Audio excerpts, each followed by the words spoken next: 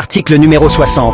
Le président de la République, sur son initiative ou sur proposition conjointe des deux chambres du Parlement, après avis de la Cour constitutionnelle publié au journal officiel, peut soumettre au référendum toute question d'intérêt national, tout projet de loi portant sur l'organisation des pouvoirs publics, l'approbation d'un accord d'union ou l'autorisation de ratification d'un traité qui, sans être contraire à la Constitution, aurait des incidences sur le fonctionnement des institutions.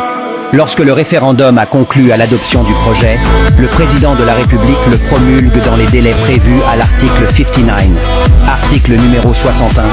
Une fois par an, dans le courant du premier trimestre, le président de la République prononce devant le Parlement réuni en congrès un discours sur l'état de la nation. Article numéro 62.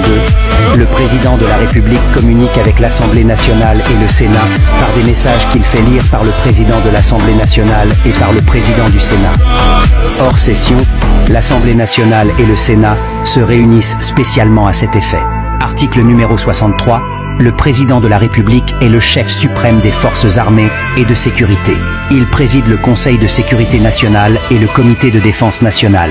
Le président de la République ordonne la mobilisation générale et détermine les modalités de participation des citoyens à la défense de la patrie lorsque la situation sécuritaire l'exige.